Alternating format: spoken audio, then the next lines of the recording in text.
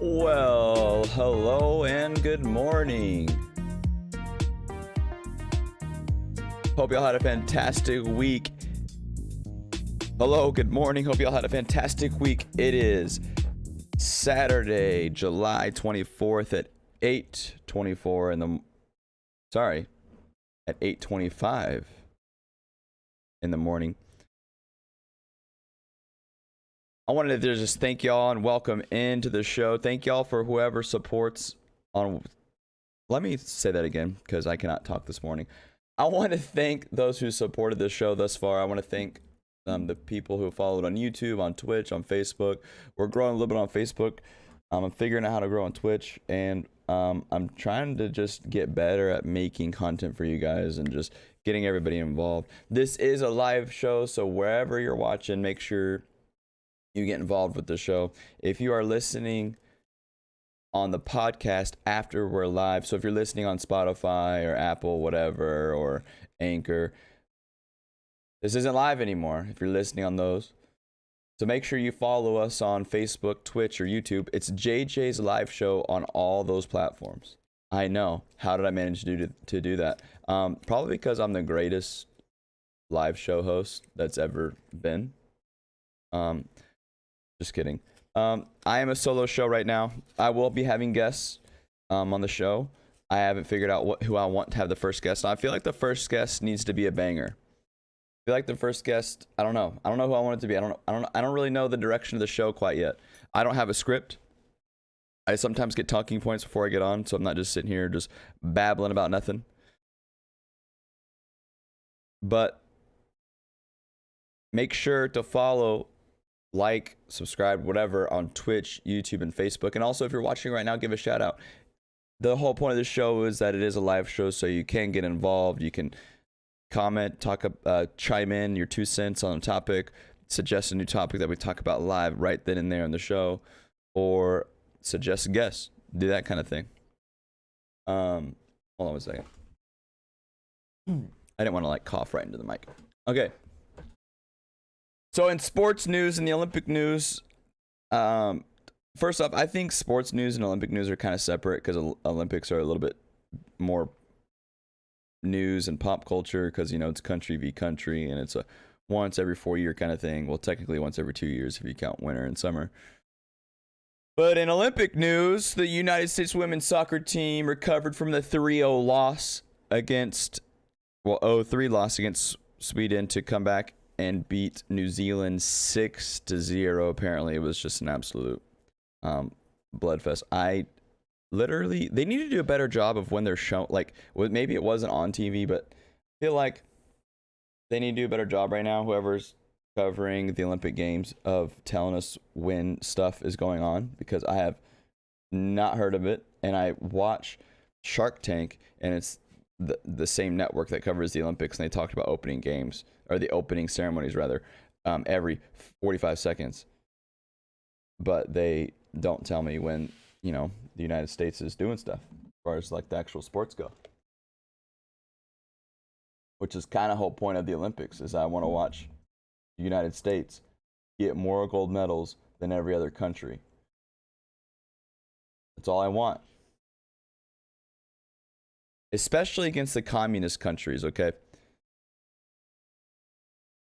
I love when I see America in any sport, no matter what it is. If it's an American versus like China or Russia or any communist country or socialist country, and we win, it almost makes you tear up. Almost like when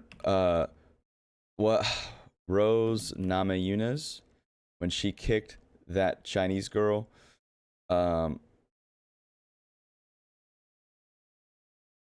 Let me look up the picture. Kick. Oh, I just want to pull up the picture, like this picture right here. When she beat that, what is her name again? Weili Zhang. I'm gonna pull up the picture because this picture right here gets me fired up. Look at that. When that moment happened right there, when Rosie knocked out that Chinese girl. Look, obviously I love the story behind Rosie Namajunas, and I loved her emotion before the fight and then after the fight. But I just love when my country, somebody who represents my country win against a foreign power, especially viewed as a rival. This could have been a Russian, this could have been frankly any other country, but just the fact that like there is like deeper roots to what's going on in this picture than what is, than just the surface level what's going on in this picture. What up, Mike? How you doing? Welcome in. That's why I can't stand people rooted for McGregor. Literally everyone was chanting USA all night until McGregor. The thing is that I like McGregor. However, I like Poirier as well. Mike Clark brought it up in the Facebook chat. Sorry, I didn't have the Facebook chat pulled up because it's a different format for me right now, but I can see it now. I was pro McGregor only because of the spectacle that he brings to the sport, and the fact that the UFC is what it is today, probably in large part due to McGregor. See, the thing is McGregor's kind of like, the McGregor to the UFC is kind of how Mayweather is to boxing, okay? A lot of people will tune in to watch McGregor lose. Same thing with Mayweather. A lot of people watch the Mayweather fights for him to lose. I haven't rooted for Mayweather to win a fight, ever.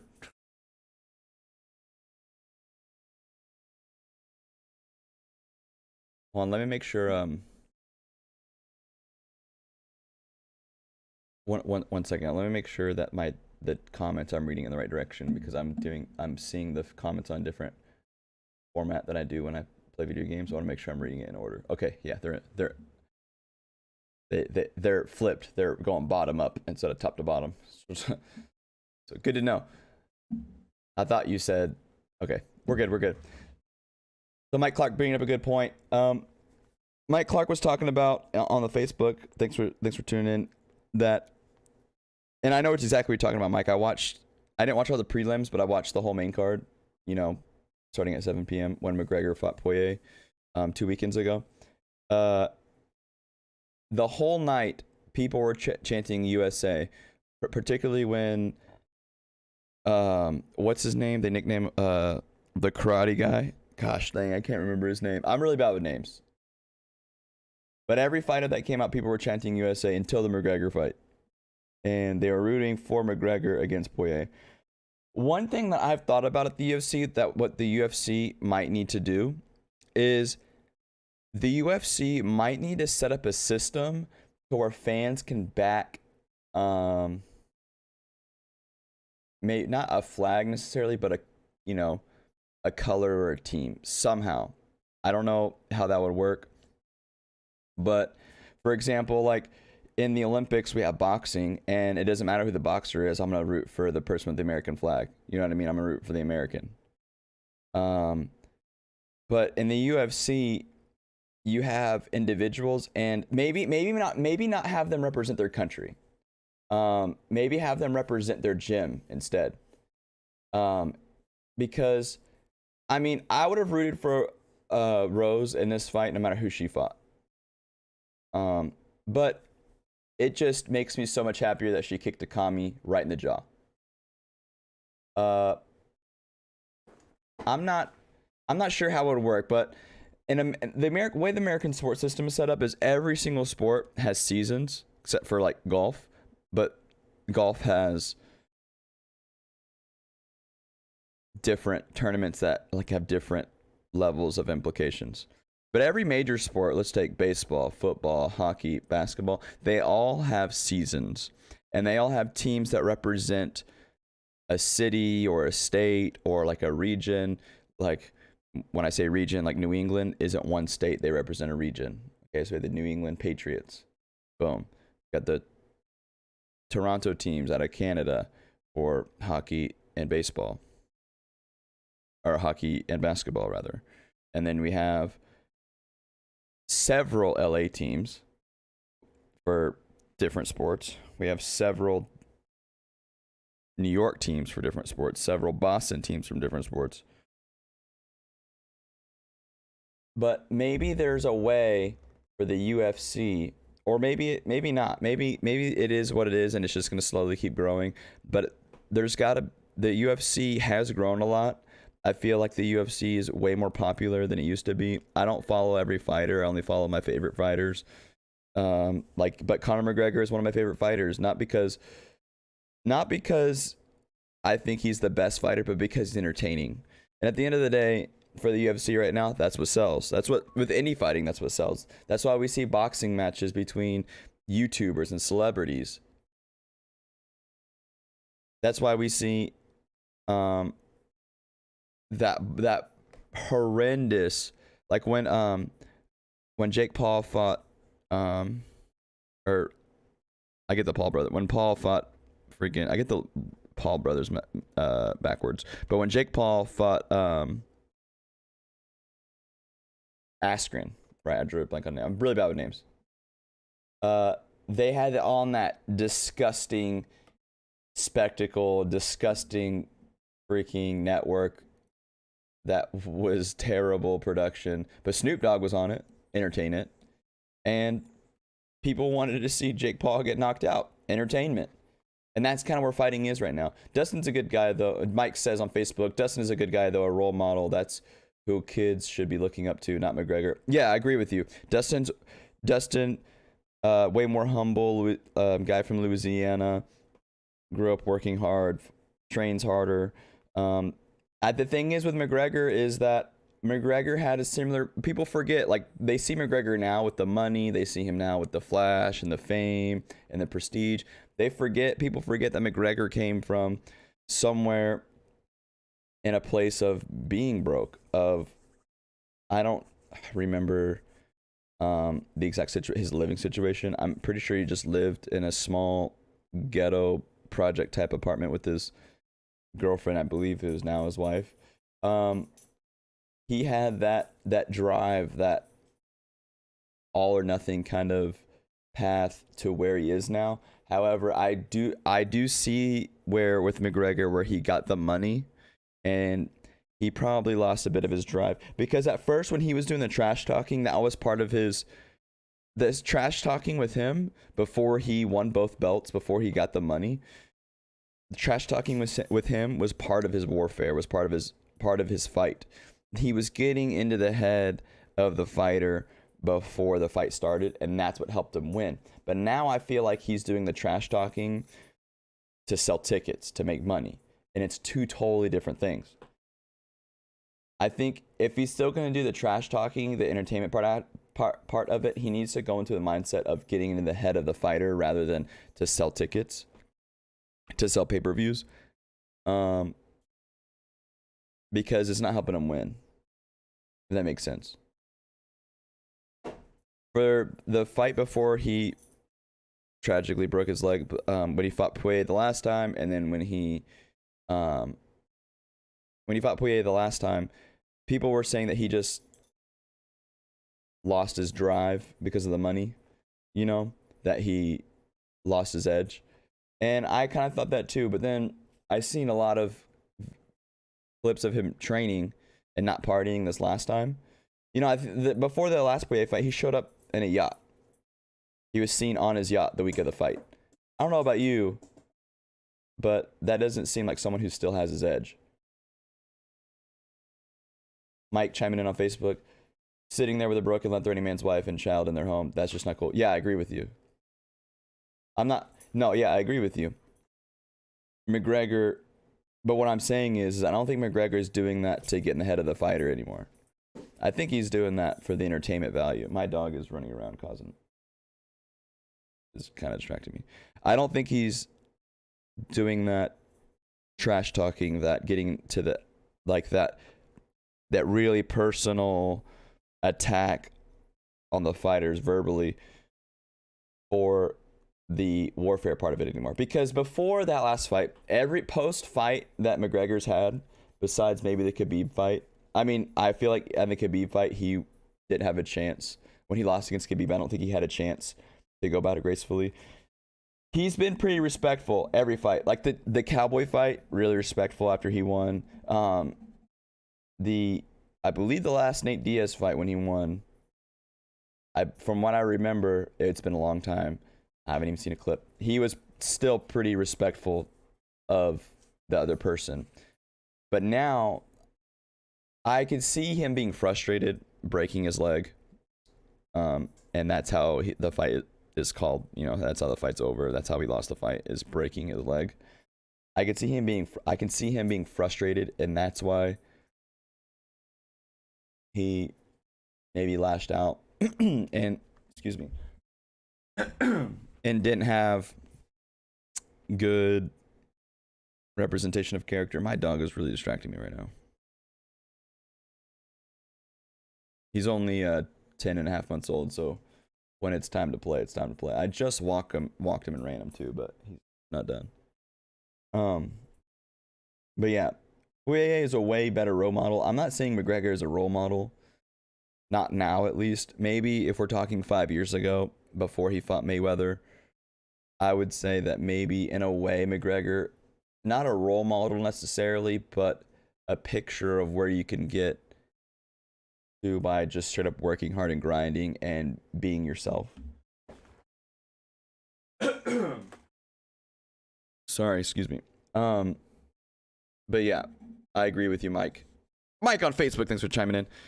Give it up for Mike. Bringing in value to the conversation. The UFC, I'm not a UFC expert, okay? The UFC is not my field of expertise.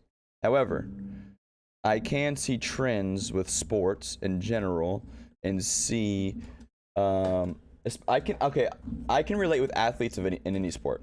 Maybe not like golf. Because golf and bowling, because those are not sports to me. Those are more skill games. Golf is not a sport. Okay, I'm just gonna say that. I'm not saying it's easy. I'm not saying it's not even. I'm not gonna say that it's not even like a little bit physically demanding. But I mean, come on. Let's get real. Golf is like pool. Golf is like bowling. You just gotta walk a little bit farther, and it takes up way more time. Golf is just a skills game. I don't believe if you can drink, if you can eat a snack while doing that game in the middle of a game, it's not a sport. Cheerleading to me is more of a sport than golf. I think cheerleading is a sport, especially competitive cheerleading. They gotta be athletic. They gotta move. They gotta perform. They gotta compete against each other. I'm sorry, like, golf's not a sport. You can at me if you want. Not.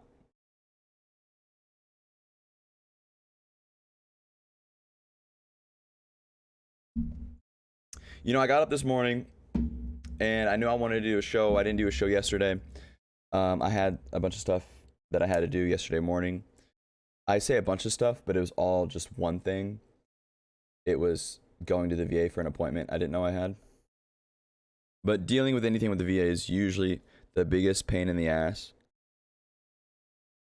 ever. So I always just assume it's going to take up half my day doing, even if I'm just calling the VA, I'm just going to you know, I'm gonna assume it's gonna take up half my day. I'm stalling right now because I'm trying to pull up something that somebody sent me that I do not know if it's true, and I would like some feedback. I gotta log into my Facebook real quick and pull up something somebody sent me after I left the VA, and I was thinking about it this morning. I didn't know whether I was gonna bring it up or not. But I think I'm gonna just I'm gonna bring it up. I don't know if it's true or not. Somebody sent it to me. I gotta log into my messages and get it real quick. Stand by. How do I get into my message? Oh, here they are. Okay.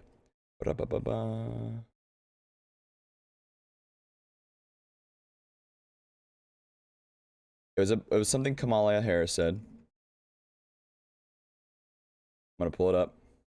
I want to make sure that I can't see this person's name sent it to me anywhere in here before I pull up the screen. Okay. I'm gonna read it to you guys. For those just listening on the podcast later on, it looks like a clipping from a newspaper, but I think that's just how they set it up. It's of Kamala Harris, and I don't know what the date is on this, but based on the context, I believe it's from about 4 years ago.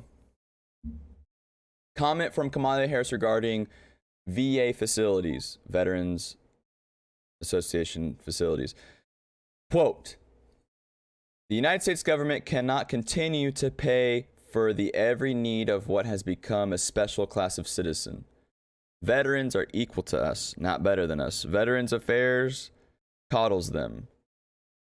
Earlier, did I say Veterans Association? I meant Veterans Affairs facilities.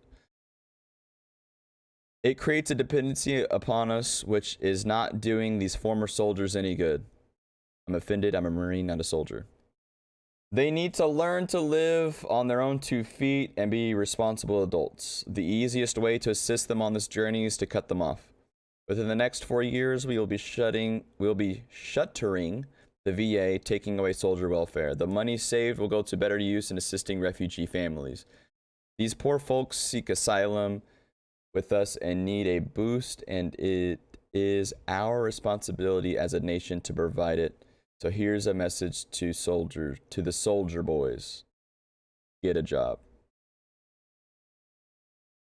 At the bottom of it, it says Kamala's view of veterans, and then it says it's fact checked. It's part of the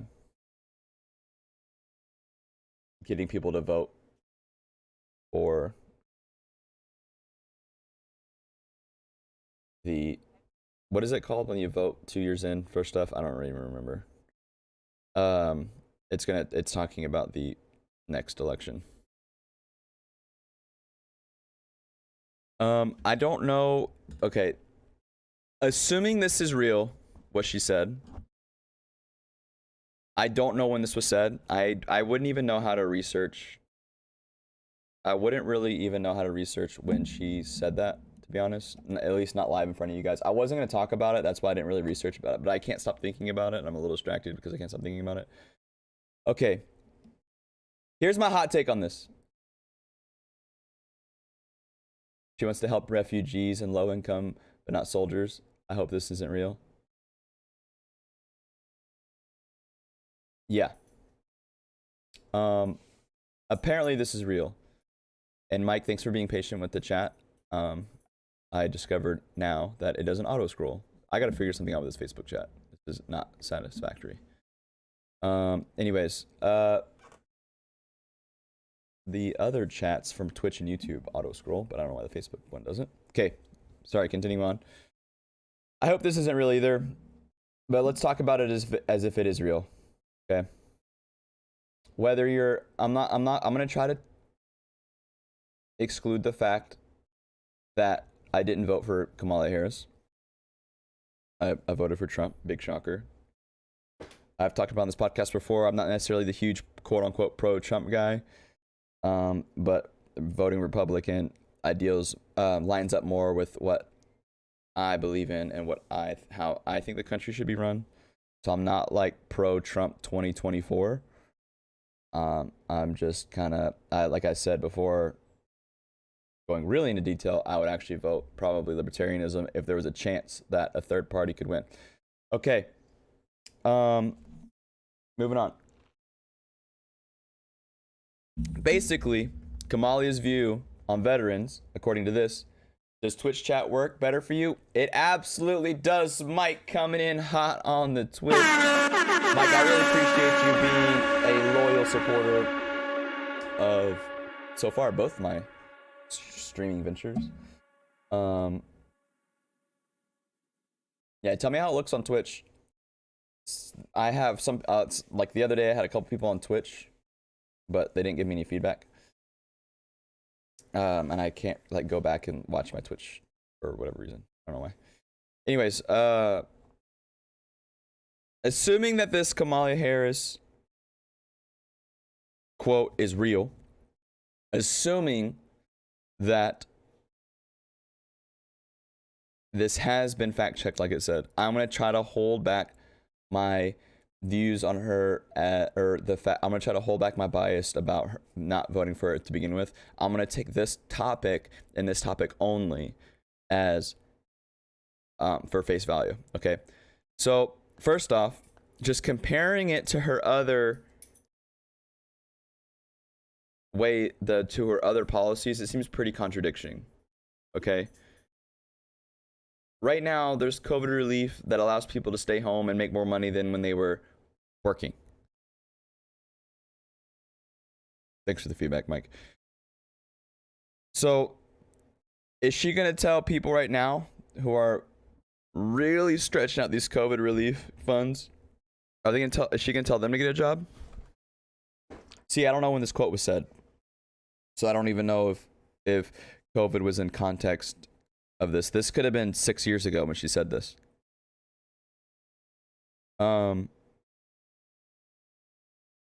The fact that to me, this is gonna sound really dumb. Mike can't find anything that says it's true. Okay. I will say that they aren't doing anything to continue to push. They're not doing anything right now, the Biden administration, along with Kamala Harris, just like them together, they're not doing anything to better the VA. So they're actually like reducing some stuff about the VA. I can't remember specifics, but they're halting Trump's improvements of the VA. So this kind of aligns with what I've heard about Kamala. And this was sent to me by someone who is really involved with politics, and this is like from a private group. So I'm just gonna talk about it as if it is true. If we can find some solid evidence that it is not, Mike says on Twitch, I have found about a dozen that says she didn't say it. What are those sources, Mike, that says she did not say it?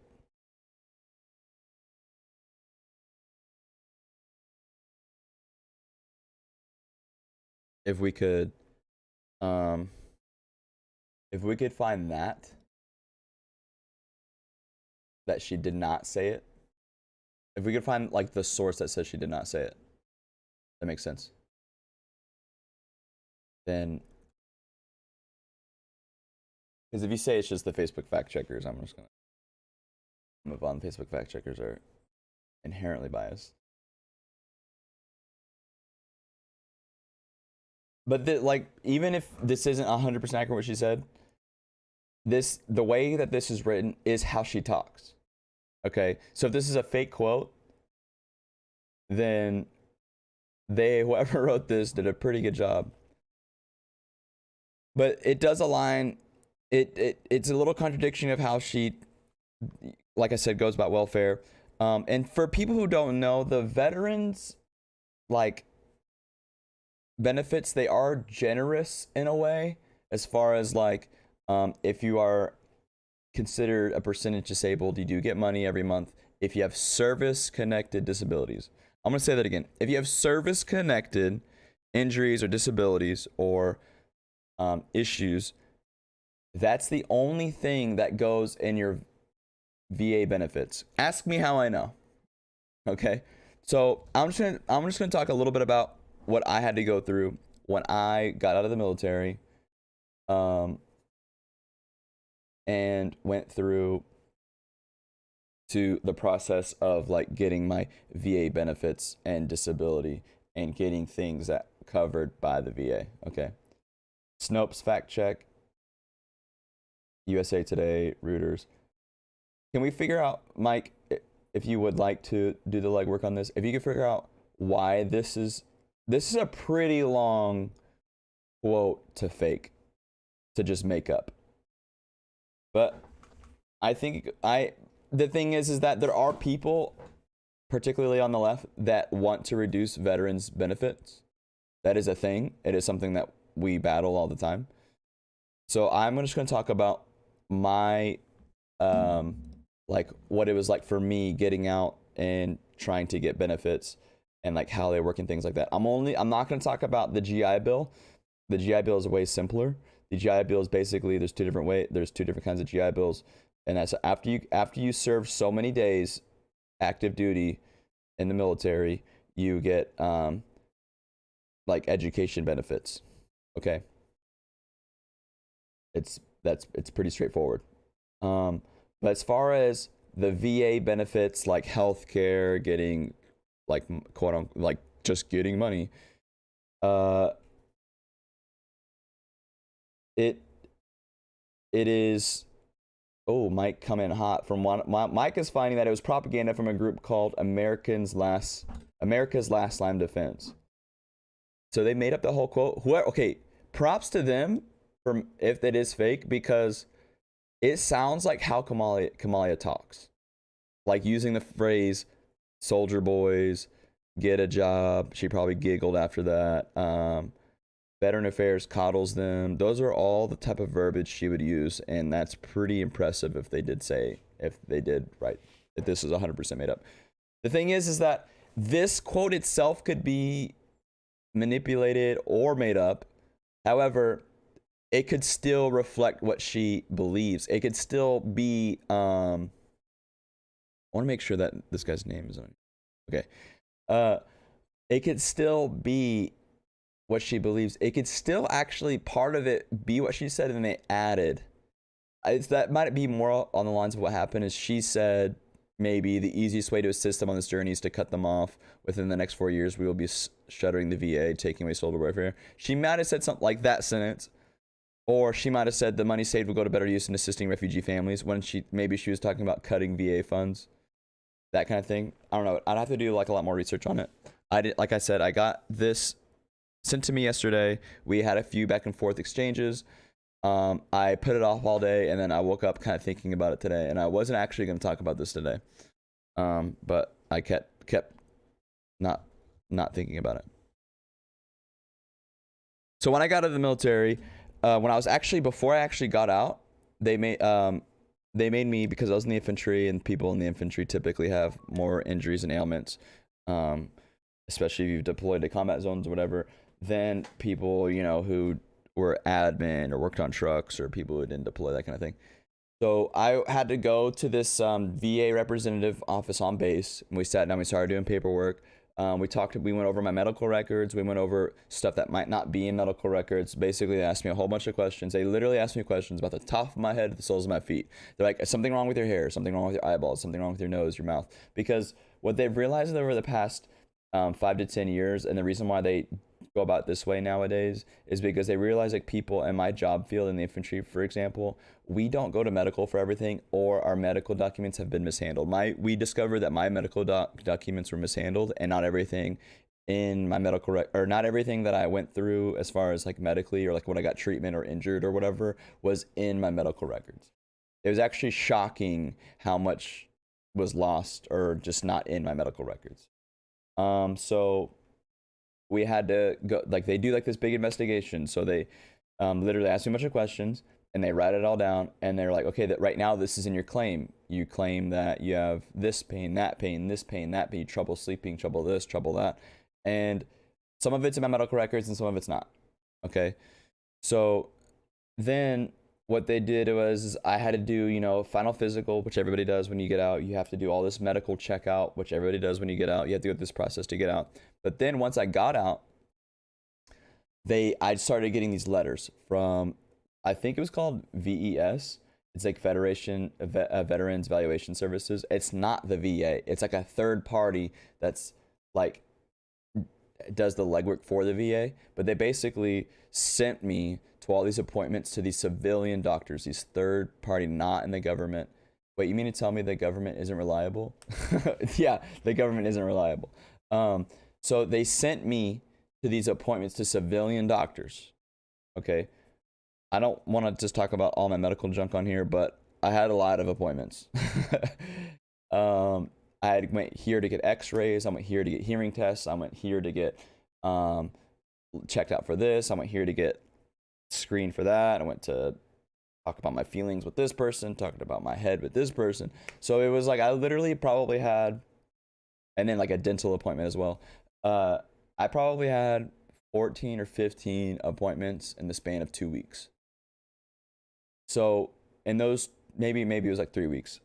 So in those 2 or 3 weeks, I'd have been to all these doctors, all these, like literally when I say different doctors, I'm literally going to different specialized doctors in these different offices that aren't VA, that are civilian.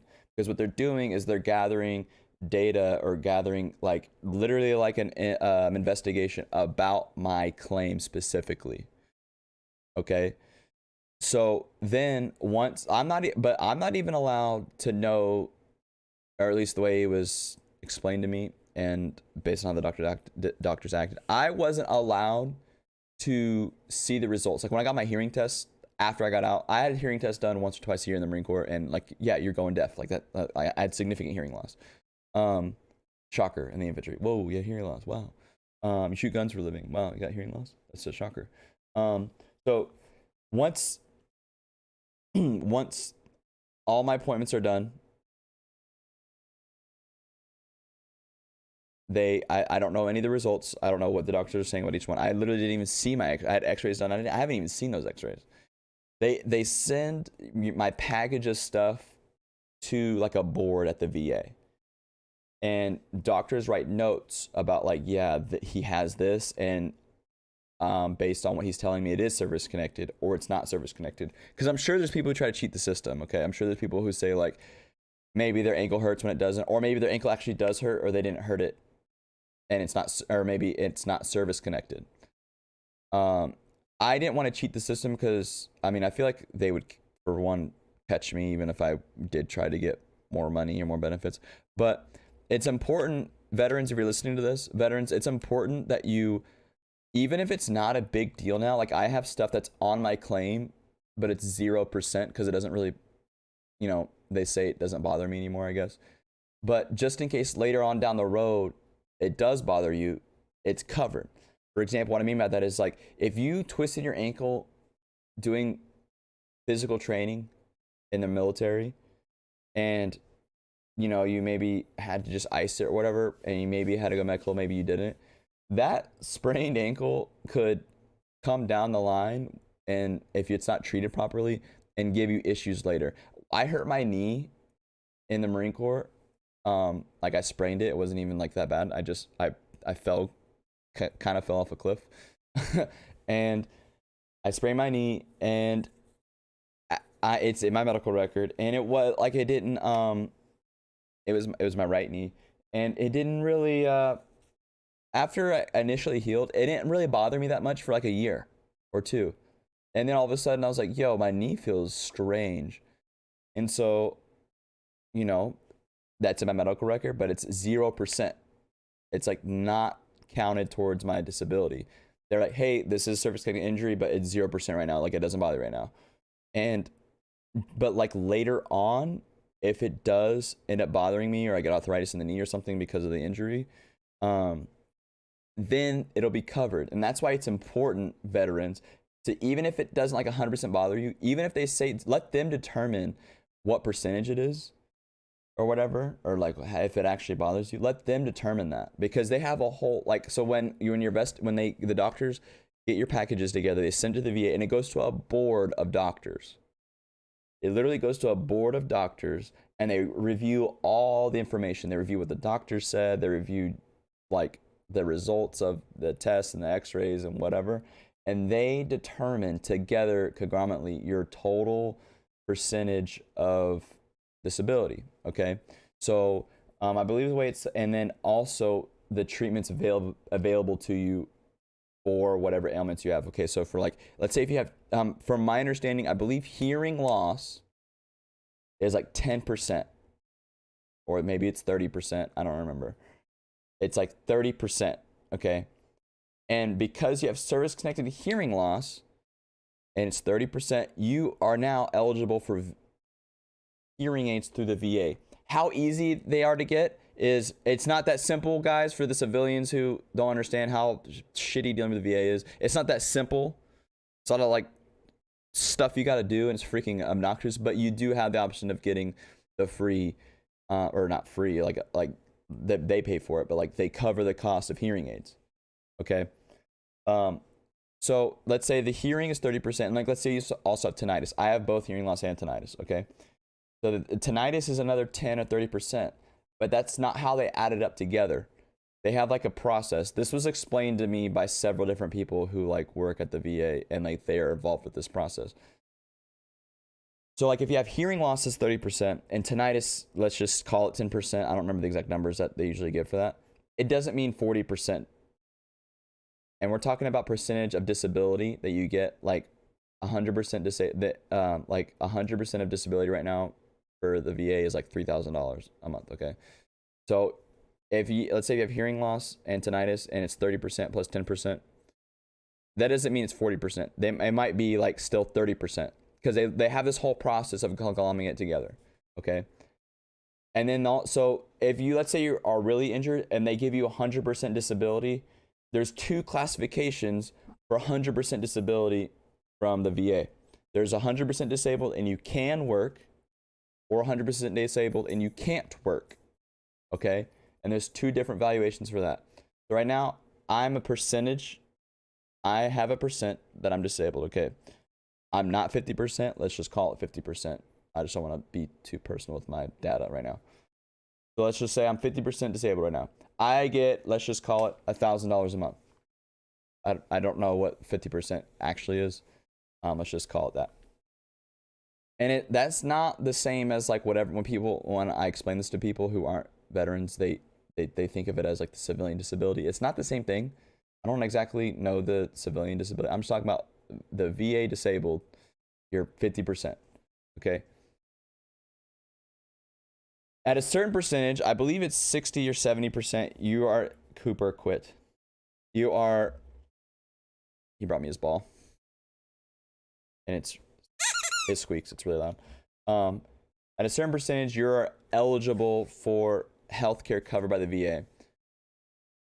But when you have the coverage by the VA, it only covers things that are service connected. Does that make sense?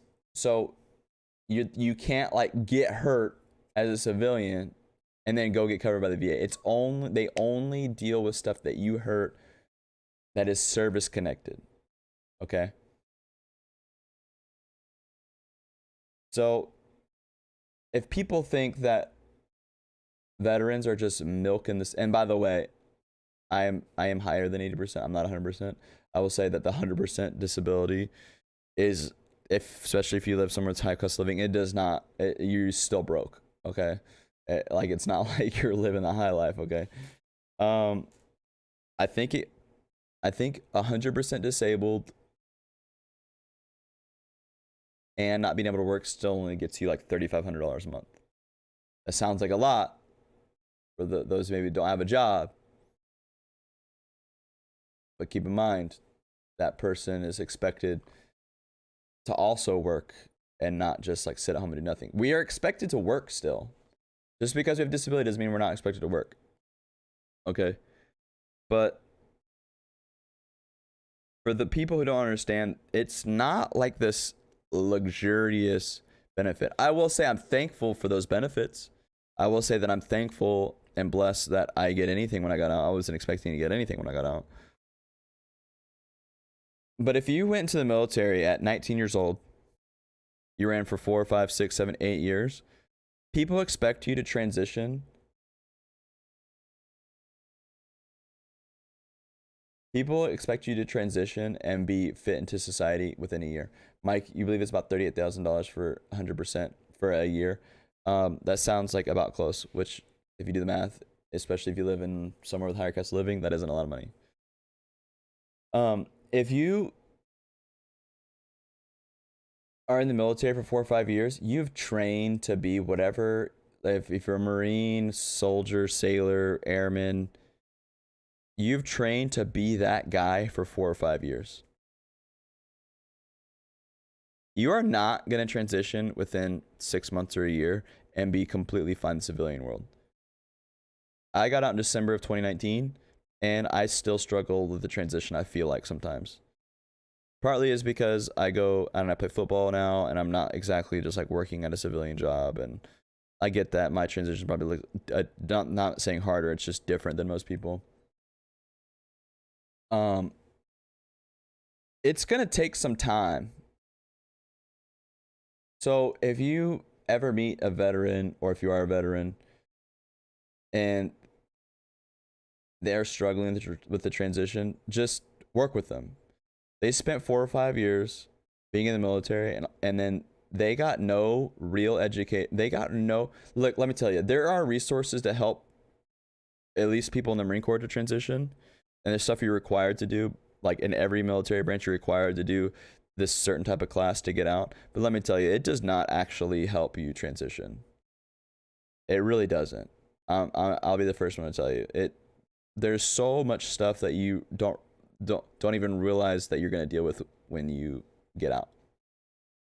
And it's not even all like, it's like simple things, like you realize that you deal with civilians every day instead of people in the military, and people and civilians live their life differently than people in the military. You know, like you literally, okay, one is you don't have a steady paycheck. It's not a lot of money when you're in the military, but at least it's steady, it's there. You don't have someone telling, like, you don't have a strict schedule. Just, I don't know, it's just, there's a lot of things that you deal with that you don't realize that you're going to deal with before you get out, and then you're just dealing with it.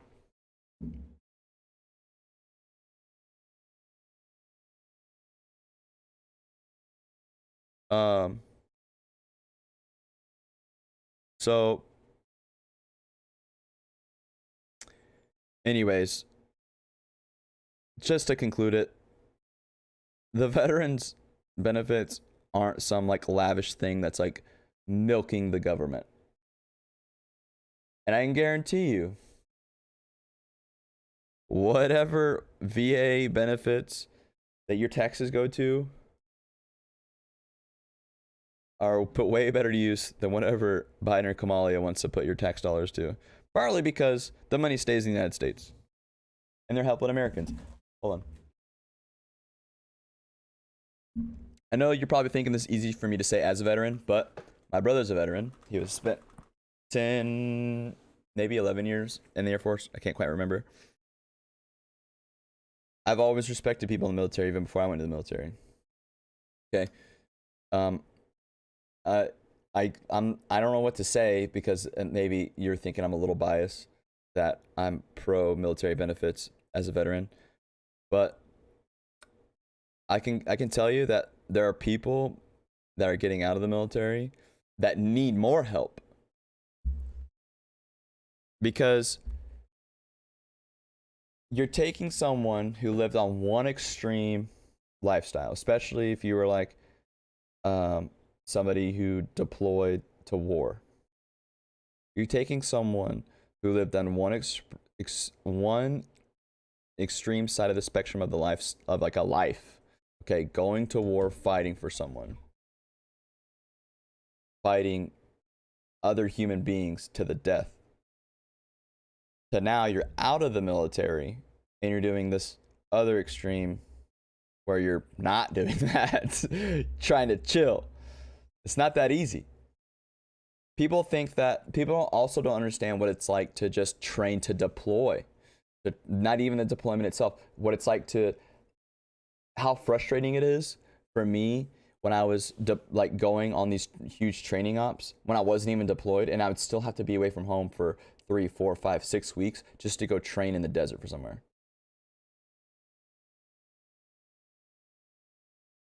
Someone said in the Twitch, PTSD and its effects need a much harder look.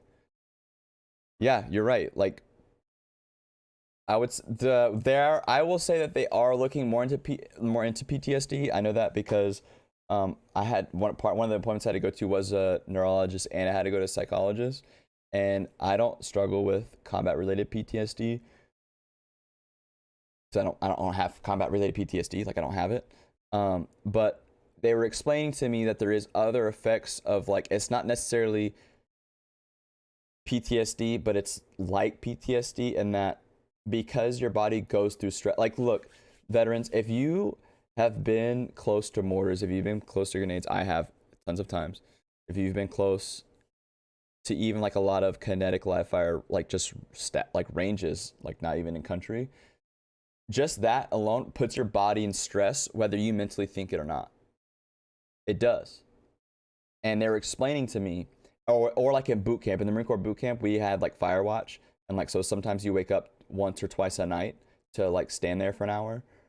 But it ends up being like you're kind of up for an hour and a half, 2 hours, because like they wake you up early to go relieve, and then you gotta get off post and then like go back, like the process to go back to bed. So you're up for like an hour and a half, 2 hours in the middle of the night.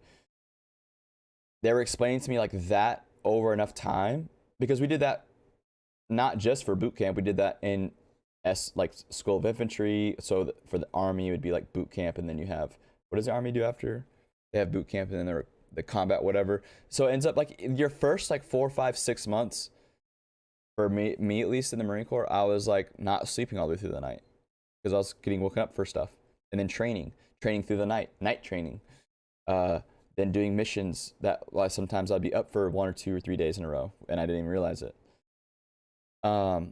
Just that alone, even if you never deployed to a combat zone, they explained to me, can put stress on your body. And for me, they said I will never sleep it. Like they said I may never have a normal like sleeping cycle like somebody else does. I wear this tracker thing, and it tracks. I've done different types of trackers. This is the one that's lasted the longest for me, to track my like exertions of the day and then my sleep. Every day it says I don't get enough REM sleep. Like literally every single day I don't get enough REM sleep. They say like sometimes I don't even go to a REM cycle. So, and then that over long term can give you some side effects of PTSD, even if you've never like got shot at or blown up or whatever, even if you've never deployed to a combat zone, because I'm saying this is literally what a neurologist told me, and this is what is it a psychologist or so? It's a psychologist told me and explained to me, and they like pulled up these like I didn't really believe them. I was like, I don't have PTSD though. I'm like, but you have other type of stress disorders or whatever because your body went through stress.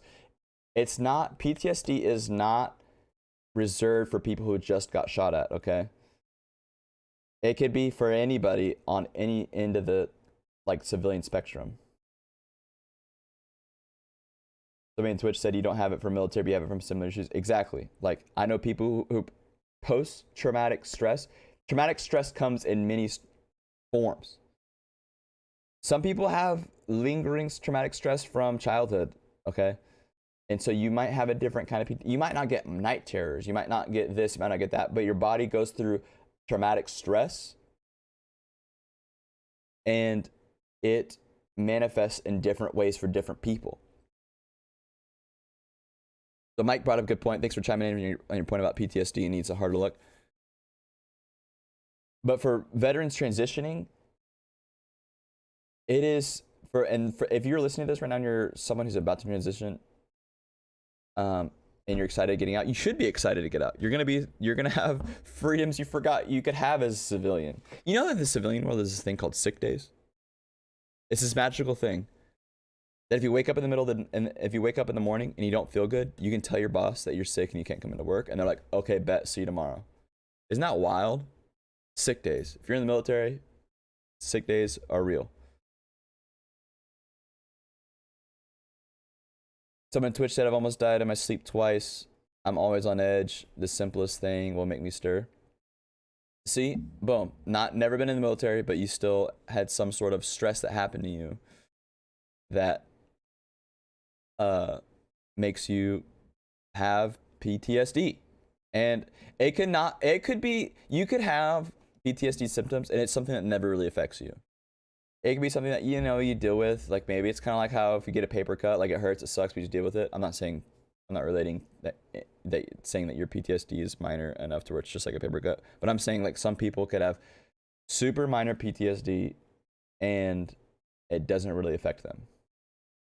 And I think that, and I do this too, where we in the infantry culture we have this like suck it up pussy like mentality, and that is a thing to a point where it's just like, hey, you're a man, you got stuff, deal with it.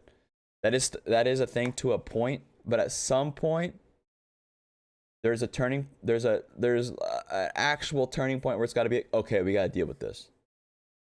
Like sure, you got to move on a little bit. Not saying move on. You gotta just trudge forward a little bit, but let's also deal with this while you're marching on. You know what I mean? There's definitely a difference of being coddled and dealing with it while you're moving forward. This ended up being a pretty long discussion about just what it's like being a veteran, I guess.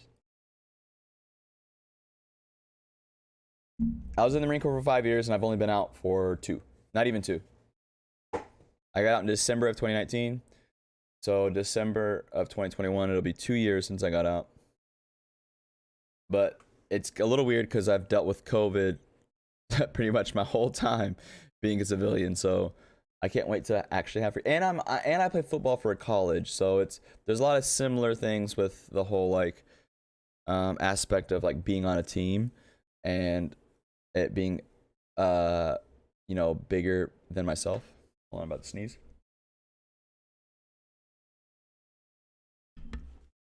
Excuse me. Am I glad I got out? Absolutely. I don't regret going in, and I don't regret getting out. Dang, I see. I knew you were gonna type in any regrets. No, I don't regret it at all. I'm happy with. There are some things like in the Marine Corps I wish I did a little differently, but that's neither here nor there. It's not that big of a deal. I've discovered that no one cares that you're a veteran. Like when you get out, here's one thing. If you're thinking about going into the military, if you think that's gonna help you get a job later, they're wrong. It's just not. Like nobody cares. Like if you're applying at a place, legit, they might say they care about someone being a veteran. At the end of the day, they don't. However, I will say that if like let's say if I'm going after a job, let's say if I'm going after this position, and me and this other person have like very similar resumes, the fact that I have military experience and he doesn't might give me the job. But I've also discovered that there are people that won't hire me because I'm a veteran. That is a very real thing. Some people don't want to hire veterans for whatever reason. They just don't. And I don't even really blame them, to be honest. Some of us suck. And not all veterans are the same. Not everybody lives their life with discipline and honor. Just because they're a veteran doesn't mean they're like disciplined. I knew people in the Marine Corps who were not so disciplined, and I mean, we kind of need the Marines like that are just like savage in their own way. I think that they play a part in the team still of being a Marine, but